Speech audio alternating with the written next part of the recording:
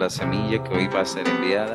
Háblanos lo más profundo. Y usted de corazón diga, Señor, por favor, que pueda escuchar tu voz. Que pueda, Señor, entender lo que tú tienes para mí. Lo que Dios tiene para mi vida. Permíteme, Señor, ver tu presencia por encima del hombre que está predicando allí. Permíteme, Señor, entender tu palabra. Que tu palabra, Señor, sea honrada y que yo glorifique, Señor, tu vida a través de la obediencia. En el nombre de tu amado Hijo Jesucristo. Amén. La salvación, queridos hermanos, no se puede obtener por acciones de justicia que usted y yo hagamos. Es decir, no vamos a ser salvos por obras. Nuestra salvación es por la gracia de nuestro Señor Jesucristo, que recibimos a través de Él cuando Él paga todas nuestras deudas, como el inocente, el santo, el hombre sin pecado que muere en la cruz del Calvario. Nuestra justicia y cualquier obra que usted y yo hagamos, la Biblia dice que son como trapos de inmundicia. Muchas veces no van a estar ni acompañadas por la fe, ni vamos a hacer lo correcto que Dios quiere que usted y yo hagamos y glorifiquemos a Él y su nombre. Y en la Biblia podemos ver nosotros en la vida de uno de los apóstoles que el Señor llamado Mateo, el cual nos puede mostrar en una gran perspectiva lo que es realmente ser salvos por la gracia de nuestro Señor Jesucristo y ser perdonados y ser transformados y cambiados por la obra que Él realiza. He titulado la predicación de esta mañana, El llamado de la gracia. Lo invito a que por favor abra sus Biblias en Mateo capítulo 2, versículo 13. Y allí entonces miraremos esta vida y nos podremos dar cuenta que este hombre representa bastante a cada uno de nosotros. Marcos, ¿yo qué dije? Mateo. Qué pena, es Marcos y vamos a hablar de Mateo. Marcos capítulo 2, versículo 13. Gracias. Marcos capítulo 13. El llamado de Mateo se encuentra referenciado en 3 de los evangelios, Mateo, Marcos y Lucas. Es decir, fue un llamado tan extraordinariamente impactante en el ministerio de Jesús que nos queda como una evidencia de un Señor que tiene la capacidad de romper esquemas y llamar a los pecadores a salvación. El versículo 17 en la última parte dice, no he venido a llamar a justos sino a pecadores. Algo que el mismo Pablo luego expresa diciendo que Él es el primero de todos. ¿Ya estamos todos en Marcos? Capítulo 3, versículo 13 dice así. 2:13. Creo que estoy hoy un poco agotado. Vamos a tomar un poquito de agua. Dice así.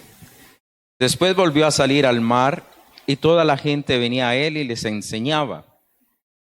Marcos nos está entonces hablando después de que lo que ha sucedido y que sucedió. Recordemos que hace 8 días hablábamos de que Jesús perdonó los pecados de un paralítico, lo cual levantó entonces el bullicio de los mismos fariseos y escribas que estaban a su alrededor diciendo solo Dios puede perdonar pecados. Realmente es verdad, teológicamente estaban en lo asertivamente, pero no consideraban ellos a Jesús como Dios y ahí es donde erraban. Luego de que sucede este milagro y el paralítico sale, él vuelve otra vez a predicar en el mar, es decir, por toda esa región, ya que en una casa le era imposible por la multitud de gente que venía. Y dice la palabra lo siguiente. Y al pasar vio a Leví, hijo de Alfeo, sentado al banco de los tributos públicos y le dijo, sígueme. Y él levantándose le siguió. Aconteció que estando Jesús a la mesa en casa de él, muchos publicanos y pecadores estaban también en la mesa juntamente con Jesús y sus discípulos, porque había muchos que le habían seguido. Y los escribas y los fariseos, viéndole comer con los publicanos y con los pecadores, dijeron a los discípulos: ¿qué es esto que él come y bebe con los publicanos y pecadores? Al oír esto, Jesús le dijo: los sanos no tienen necesidad de médico, sino los enfermos. He venido a llamar a justos, no he venido a llamar a justos, sino a pecadores. Y queridos hermanos, Mateo era un hombre supremamente singular y nos puede mostrar este llamado a la gracia en primera instancia, o decir, el primer punto, que es un llamado a los pecadores realmente. La gracia resuena a aquel que más tiene necesidad, aquel realmente que reconoce que es pecador. Ahora Mateo era de una clase, digamos, de hombre por su función o su trabajo, el cual era menospreciado por todos los judíos. El hecho de que él fuera un hombre de los tributos públicos lo catalogaban como un publicano. Y todo eso se debía entonces a que él tenía, digamos, como un puesto para cobrar impuestos, y de esos impuestos tenían que ser dados a Herodes y otro de Herodes a Roma. Todo esto conllevaba que existiera demasiada avaricia, hubiese robo, hubiese engaños, colocaran valores por encima. Es decir, Roma le decía: usted me tiene que entregar tanta cantidad, lo que usted gana de ahí para adelante es suyo. Entonces, ¿qué hacía esta gente? Eso no vale 10 pesos, eso vale 50 pesos, entonces el impuesto es tanto. Lo que llevó a que mucho del pueblo les odiara en gran manera, porque ellos, en pocas palabras, estaban recolectando el dinero para Roma, el cual con ese dinero sostenía a los opresores, entre comillas, que habitaban en la región de Judea y todo lo que tenía que ver Israel. Por ello, este hombre, Mateo, no era apreciado, es decir, para la élite religiosa de aquella época, no se le saludaba, ni siquiera se le hablaba. Aún él no podía entrar al templo, a la parte donde estaban los hombres que hacían parte del pueblo, sino que estaban en la parte inferior del templo, donde estaban los gentiles y los publicanos. Es decir, aunque era judío, era alguien socialmente rechazado, porque en cierta manera buscó un trabajo el cual estaba dándole de pronto, en cierta manera, las riquezas y un modo de vivir, digamos, acaudaladamente, pero sin importarle entonces hacerlo de la manera correcta y honesta. Ateo significa dávida de Dios, regalo de Dios. Usted va a leerlo, que en los otros textos se llama Mateo, pero se le llama también Levi. Todo apunta a que Leví era su nombre judío.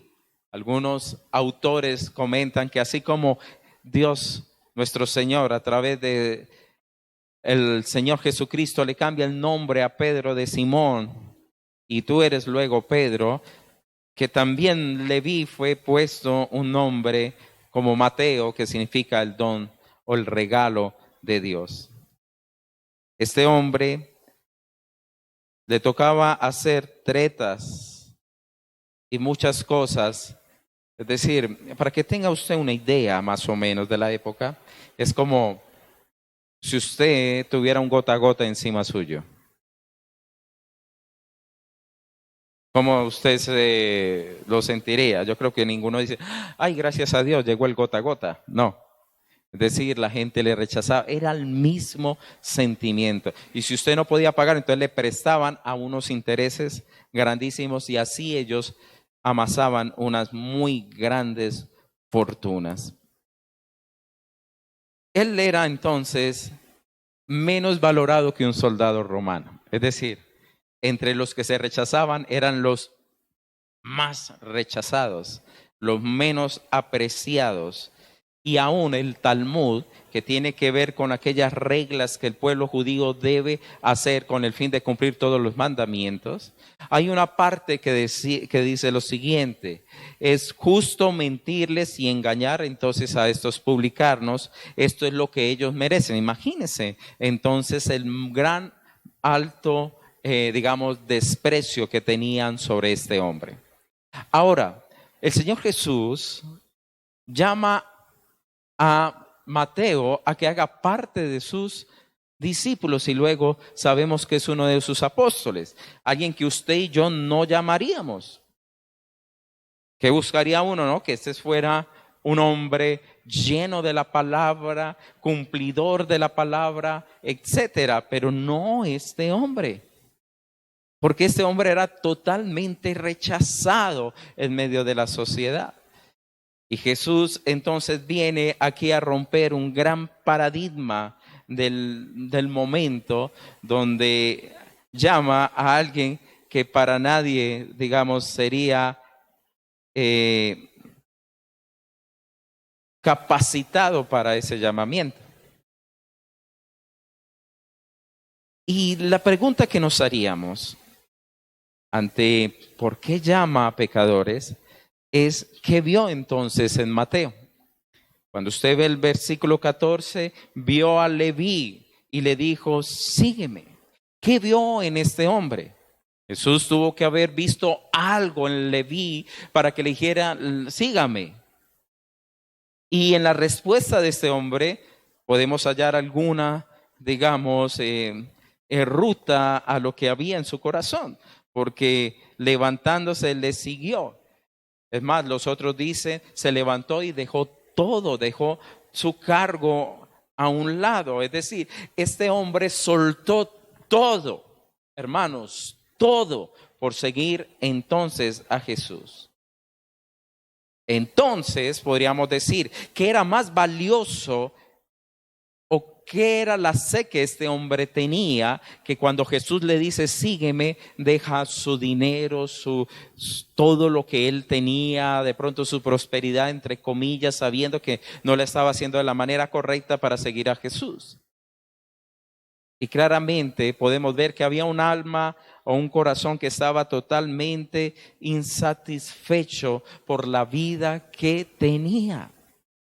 Y verdaderamente, hermanos, es un regalo de Dios cuando usted y yo reconocemos que en nuestro corazón necesitamos más a Dios de lo que nosotros pensamos que tenemos. Es decir, aquí hay un contraste grande donde Jesús se sienta con unos pecadores y unos publicanos y unos fariseos que se cree que son los santos, los sin mancha, los que son lo mejor de lo mejor, y a los cuales Jesús los rechaza a ellos que se creen totalmente justos.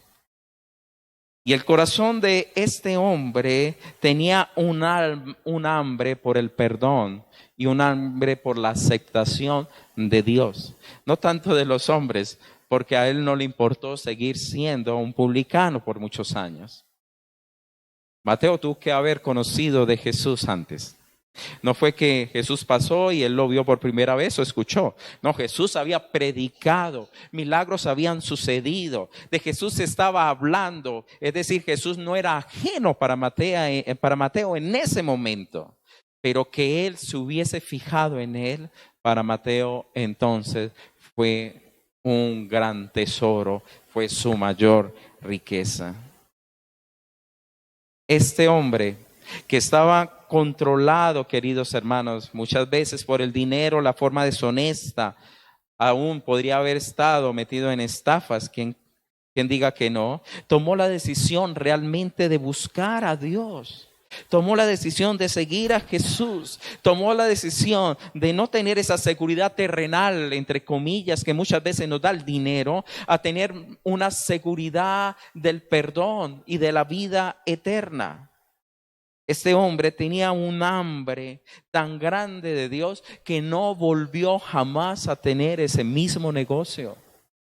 Él lo dejó todo por seguir a Cristo. Y el hambre que este hombre tiene es muy grande. Porque entre todos los evangelios, los 4 evangelios, él cita 99 veces el Antiguo Testamento, por lo cual entonces Mateo entendía la palabra y realmente él quería ser transformado y cambiado. Pero muchas veces la sociedad, muchas veces los religiosos, muchas veces cristianos rechazamos y cerramos la puerta a aquellos que genuinamente tienen hambre por Dios.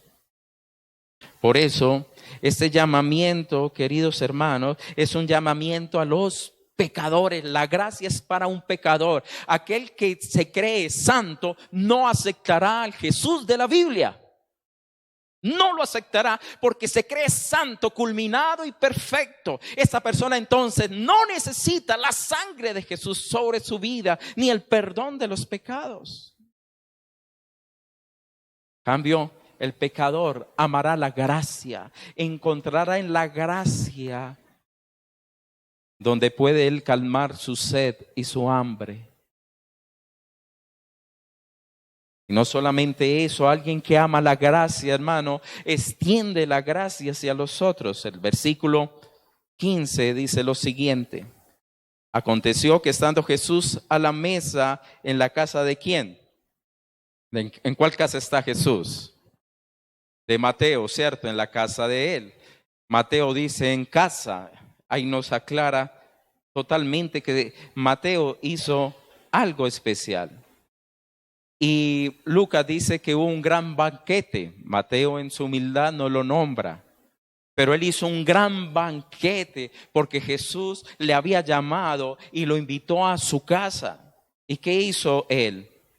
Dice que muchos publicanos y pecadores estaban también a la mesa juntamente con Jesús y sus discípulos. Él entendía su condición y la condición de otros, de poder escuchar y conocer de la salvación, de la gracia y del Hijo de Dios. Y también estaban los discípulos porque había muchos que le habían seguido. Entonces, este hombre, ¿qué hizo? Un super banquete, hermanos. Abrió la puerta, llenó eso de todas estas personas. Y aquí nosotros logramos observar, queridos hermanos, que para Mateo Jesús era el invitado de honor, el cual era necesario que todos sus amigos, que ¿quién eran? Publicanos y pecadores, los rechazados por todos los judíos que él conocía, viniesen y escuchasen la gracia y que el reino de Dios realmente se había acercado. Un hombre que entiende la gracia, extiende la gracia. El que no entiende la gracia no la va a extender jamás, porque nunca la ha probado, nunca la ha necesitado. Bienaventurados, hermanos, cuando entendemos que somos pecadores y que hemos sido salvados por la gracia y no por las obras. La palabra dice que el que cree que se salva por sus obras, recordemos muy bien, maldito el que está en la ley, porque no la va a cumplir. No la va a cumplir. ¿Quién de ustedes no ha tenido un pensamiento indecoroso o ha tenido un mal pensamiento durante toda esta semana? Y no lo estoy hablando que sea en el área sexual, sino cuánto no ha sentido, por ejemplo, rabia, envidia, injusticia. Bueno, suma lo que usted quiera sumar. Y cuánto no hemos querido, por ejemplo, tomar la ley en nuestras manos. Todos. ¿Y en dónde se encuentra todo eso? En el corazón de un hombre. Solamente cuando nosotros entendemos, Señor, que aquí todavía hay tantas cosas que me hacen caer, yo cómo puedo asegurarme que soy salvo si todo lo que aquí tengo, hay muchas cosas que son buenas, sí, amén, porque Dios ha transformado, aleluya, su nombre, pero hay cosas aquí que todavía ejercen fuerza sobre nuestros pensamientos y sobre nuestros actuar. Jesús estuvo entonces donde los que necesitan de Él. Los que necesitan de Él. Los que no necesitan, hermano, ¿para qué banquete? Los que están llenos de sí mismos no necesitan. No necesitan de su obra ni de su llamado. Ahora, ese llamado de gracia en segunda instancia no es para los que se consideran justos. Escúcheme bien.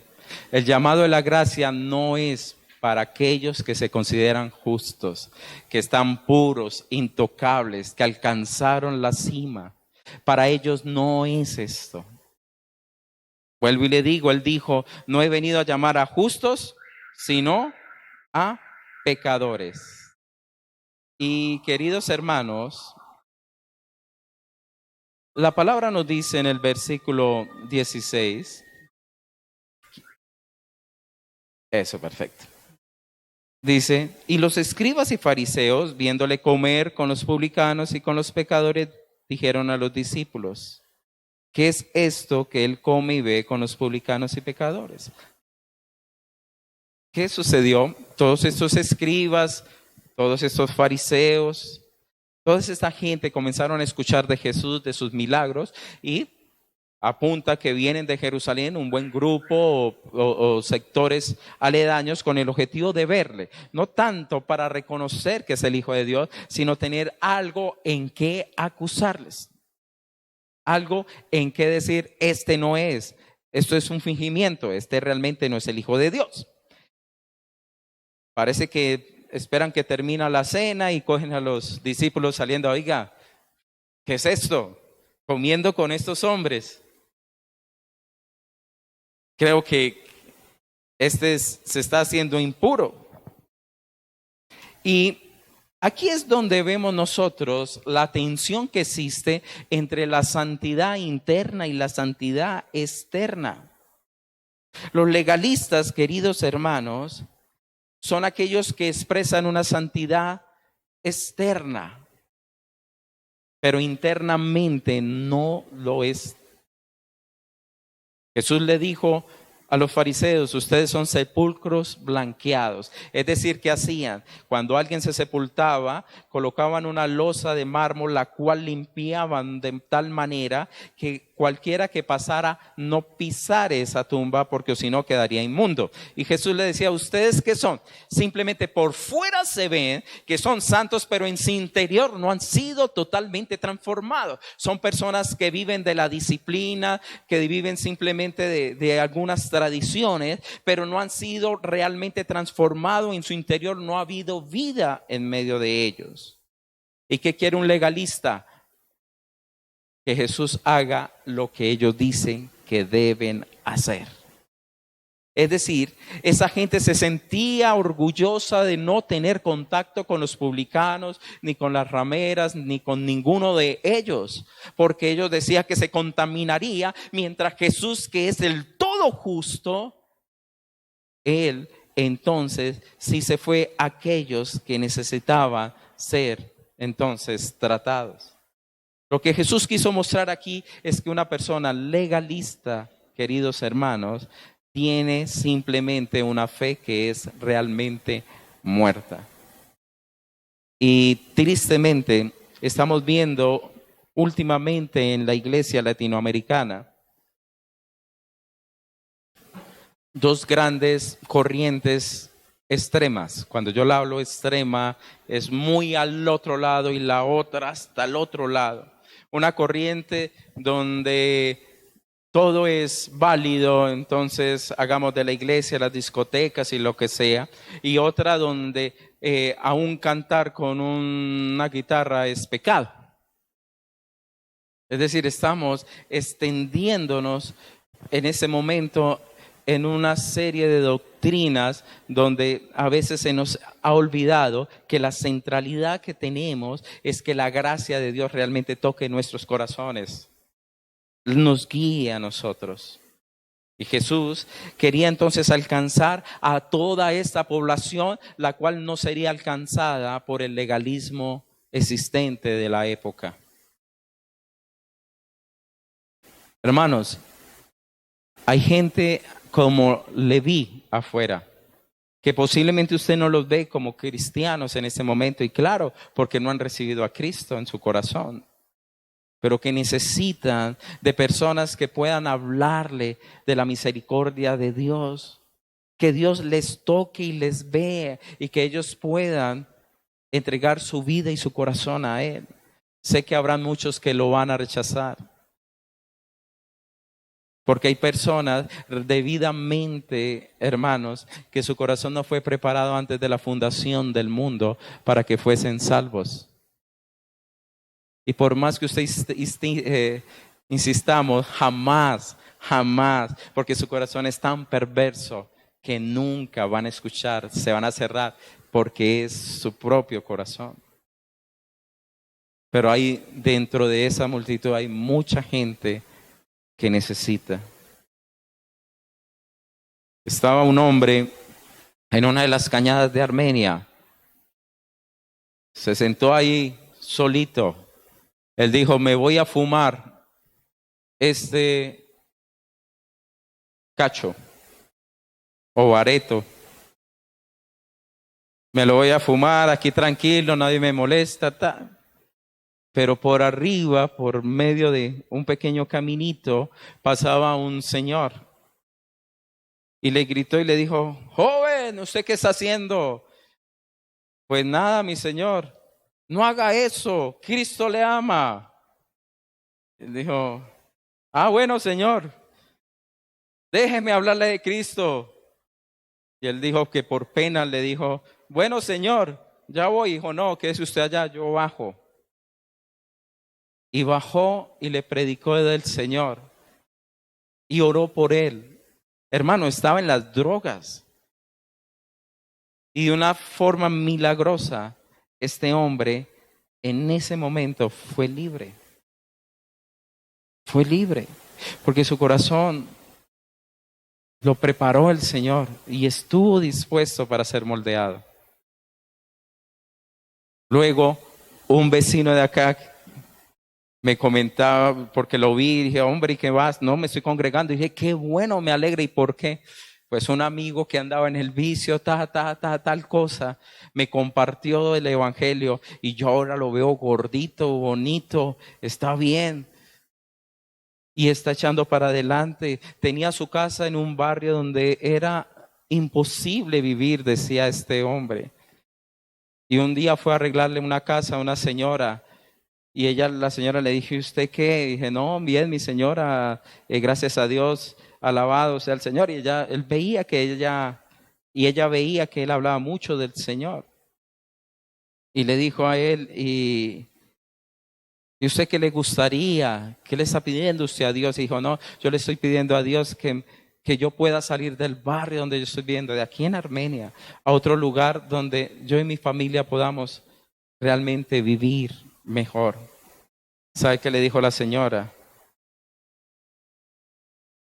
Yo tengo una casita en tal barrio, ¿a usted le llama la atención? Claro. Hagamos una cosa. Deme su casa que yo la vendo y quédese con la casa que yo le doy. Y ese señor no lo creía. Y el señor, pero yo no tengo cómo pagarle. No, tranquilo, en algunos trabajos usted me va organizando, pero ese será su nuevo hogar.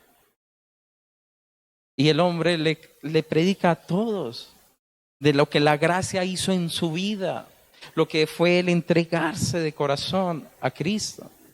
Y esos pecadores necesitan de aquellos que lleven el mensaje y le diga, Cristo realmente le puede dar a usted una nueva oportunidad. Y sucedió aquí en Armenia, hermano, no estoy hablando de otra ciudad ni en un libro, no, fue aquí.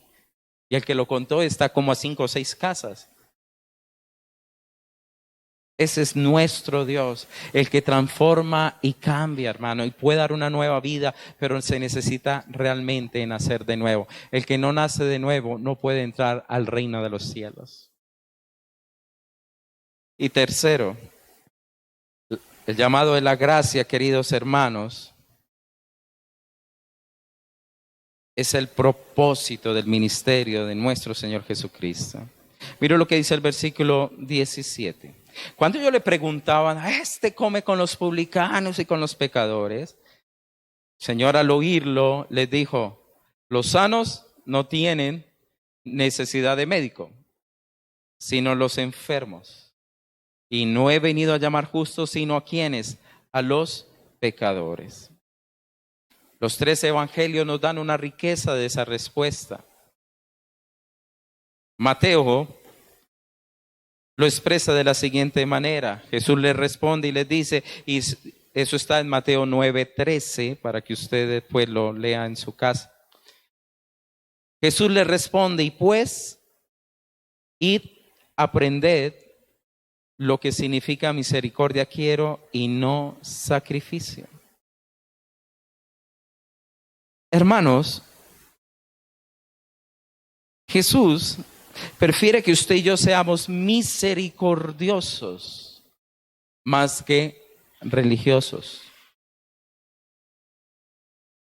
O sea, recuerde que hablamos hace 8 días que Jehová era un Dios misericordioso, bondadoso, perdonador. Dios quiere que nosotros seamos misericordiosos. ¿Por qué? Bienaventurados los misericordiosos. ¿Por qué? Porque recibirán misericordia. Porque cuando usted y yo entendemos de dónde nos sacó el Señor, hermanos, aprendemos a tener paciencia y misericordia por los otros. A veces usted dice, Señor, ¿y usted por qué utiliza tanto a ese señor que fue tan malo, mujeriego, bebedor y todo? Y resultó ser un muy buen expositor de la palabra y un buen evangelista, porque ese entendió de dónde fue sacado.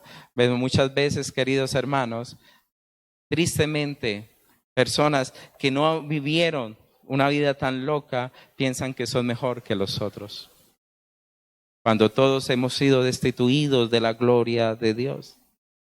Dios quiere que seamos misericordiosos, queridos hermanos, porque el sacrificio realmente fue algo que el Señor entregó con el objetivo de poder dar perdón a los hombres. Y Dios quiere que seamos misericordiosos porque usted y yo debemos aprender ¿qué? A descansar en la misericordia de Dios y no en nuestros propios sacrificios ni en nuestras propias obras.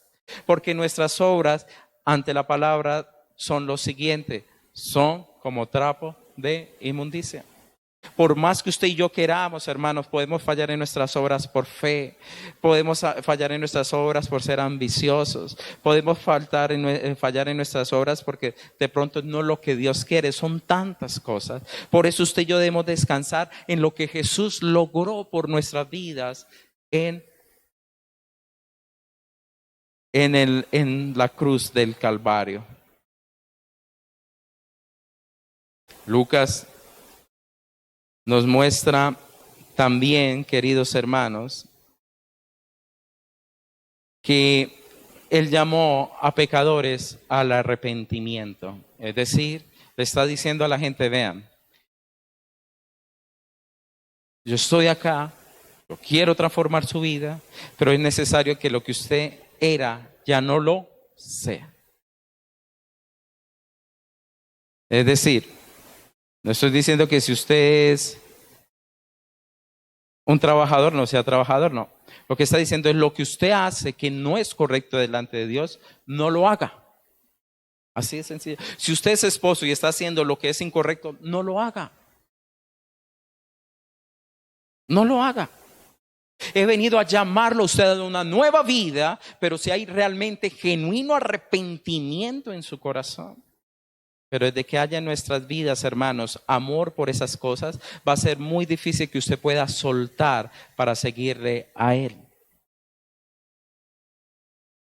Bienaventurados realmente quien ven en Jesús su mayor tesoro, su más grande alegría, su mayor fuente.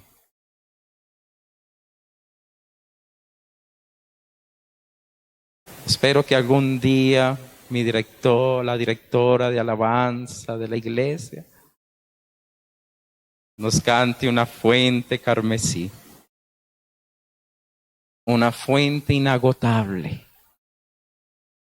la cual amemos, en la cual podamos ser lavados, podamos ser vitalizados espiritualmente, la obra de Jesús en Él. Podernos sumergirnos en Cristo totalmente. Y Marcos nos representa, y lo dejé de último porque es impactante. Uno esperaría que fuera más Lucas por ser médico, pero Marcos lo describe. Los sanos no tienen necesidad de médicos, sino los enfermos. Y queridos hermanos, Jesús les decía a ellos, ustedes en vez de sanar, fariseos, en pocas palabras, ustedes evitan a los que tienen necesidad de Dios.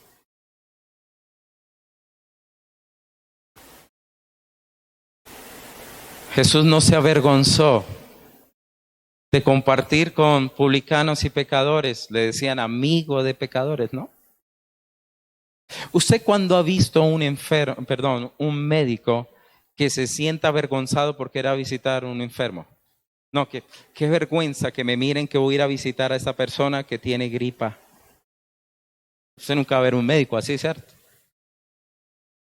No, un médico entiende que tiene que ir donde está el enfermo. Esa es su razón de ser. Jesús entonces mostró a todos estos legalistas la necesidad que había realmente en los enfermos, y todo el reino de los cielos que se había acercado, entonces era para los que lo necesitan. El que no necesita a Cristo no va a tener nada del reino de los cielos que ver. Nada. Las puertas estarán cerradas, clausuradas, para aquel que no reconoce ni cree en el evangelio. No va a haber para esta persona la fuente carmesí.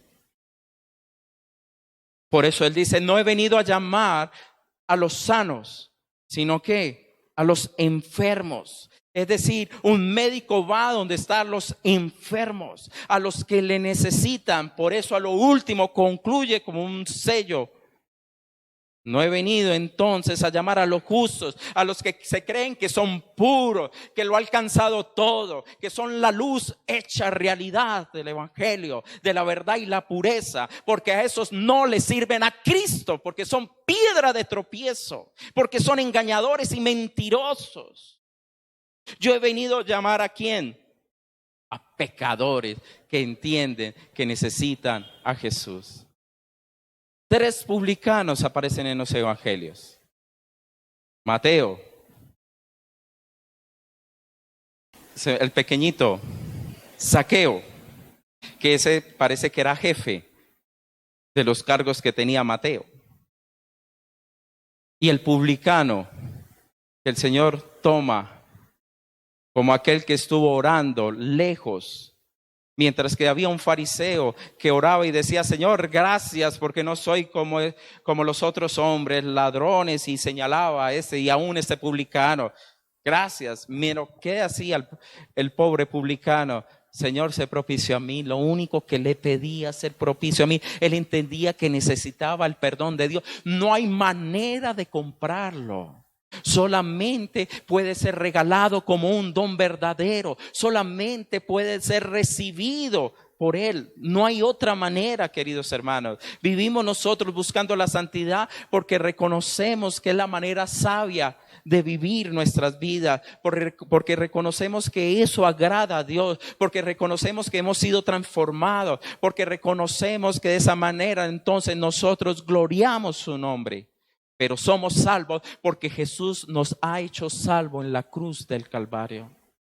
Usted y yo no jamás podemos ser presentados justos delante de Dios, jamás por nuestras propias obras.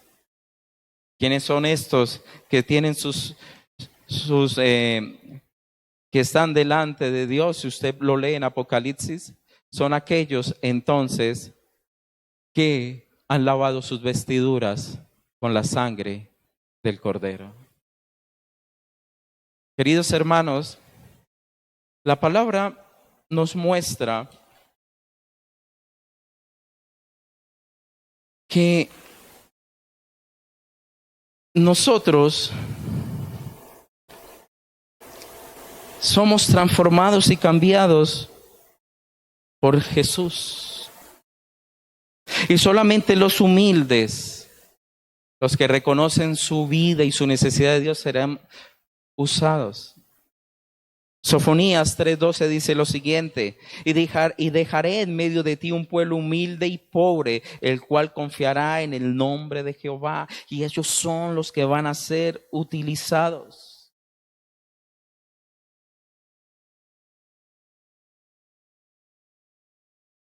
En tiempo agradable te he oído, dice el Señor, y en día de salvación te he socorrido. Es decir, Jesús, cuando pasa y nos llama, es su gracia, su misericordia extendida.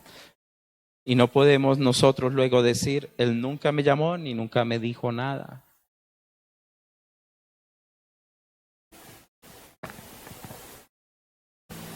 Fui hallado, dice Isaías 65, permíteme, lo busco. Fui buscado, por los que no me preguntaban por mí. Fui hallado por los que no me buscaban. Dije a gente que no invocaba mi nombre, heme aquí, heme aquí.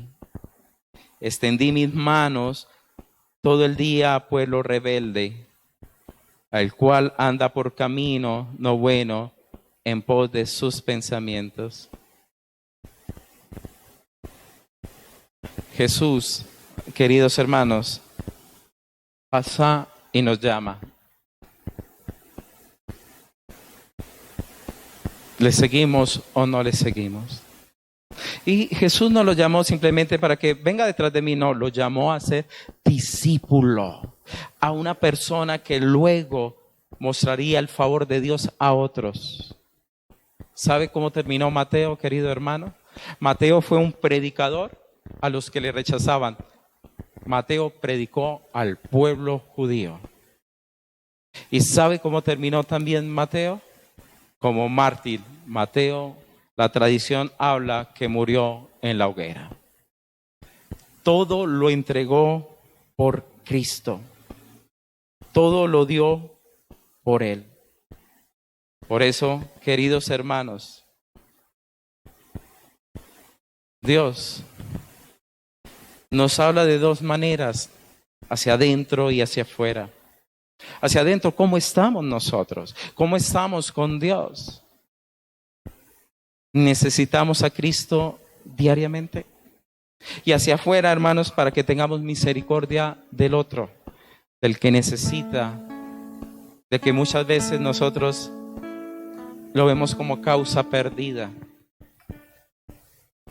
Cuando uno escucha a los Gedeones, se sorprende del favor de Dios. Valledupar, un Gedeón encontró a un hombre en la calle. Dijo, en vez de fumar marihuana al muchacho, lea la Biblia. Y él le regaló una Biblia y dijo, no, eso malo lo hace para armar los cachos. Y comenzó a armarlos. Cuando por allá leyó un versículo de lo que le quedaba, y ese fue suficiente para cambiar la vida de este hombre. A los años, él vuelve a Valledupar. Cuando se encuentra a una persona ahí, lo llamó y le dice, ¿usted se acuerda de mí? No, yo no me acuerdo de usted. Y yo estoy sirviendo al Señor. Ah, qué bueno. Dijo, yo soy aquel hombre el cual usted un día le regaló una Biblia. Y le comentó el testimonio que solamente un versículo fue suficiente para transformarlo. Queridos hermanos, Cristo es el médico por excelencia. Él es el sanador, Él es el llamador de los pecadores. Él es poderoso para transformar y cambiar una vida. Y nosotros tenemos que aprender a ser transformados por Él y cambiados. ¿Le seguiremos realmente o no le seguiremos? Lo invito a que cierre sus ojos y meditemos en la palabra.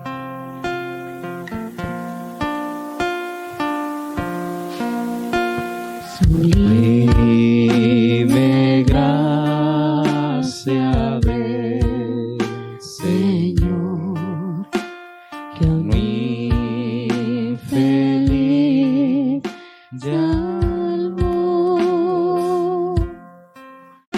Fui ciego, mas hoy veo yo, perdido y Él me halló.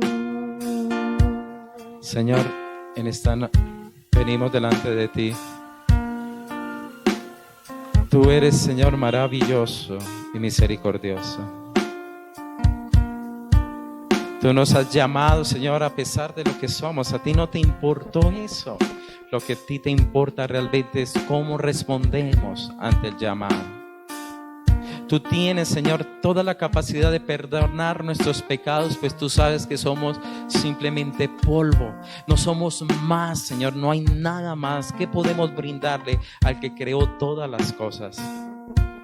Permítenos, Señor, amarte, servirte, creer y darte las gracias por el don maravilloso de Jesucristo. Mateo significa dávida de Dios. ¿Y cuál es la dávida de Dios? Que Él vino a buscar a los pecadores, no a los justos, a los que necesitan y creen que en la obra de Jesús, en Él entonces está su perdón y su santidad. En Él, el que cree en la sangre de Jesús que fue vertida y pagó por nuestros pecados, el que cree que vino en carne y sangre y anduvo en esta tierra y es el Hijo de Dios. Permítenos, Señor, abrazarte cada día y decirte gracias por lo que ha hecho en nosotros. Gracias por bendecirnos, por llamarnos, por no dejarnos, Señor, en nuestros puestos o en nuestros tributos, Señor. Y nos llamaste, Señor, a una vida eterna. Gracias, Señor, porque en nuestro corazón tú observabas que había una necesidad de nacer de nuevo, de conocerte, de tener libertad, de ya no vivir por las cosas, sino vivir, Señor, para ti, encontrarle un nuevo sentido a la vida, poder ser de bendición a otros, Padre. Oh Señor, derrama de tu presencia en medio de nosotros y permítenos, Señor, abrazar una salvación tan grande, la cual jamás podríamos comprar ni cumplir. Solo por Jesús, solo por Él somos más que vencedores. Yo te ruego, Señor, también ayúdanos a tener misericordia por otros que necesitan de ti. No somos nosotros ni nuestras palabras. Que podamos, Señor, traer al que sana a los que tienen el alma enferma, a los que necesitan ser sanos en su espíritu. Oh Señor, derrama de tu presencia y utilízanos, Señor, para que muchos sean salvos y glorifiquen al nombre del Señor y puedan reconocer entonces quién son, en el nombre de Jesús.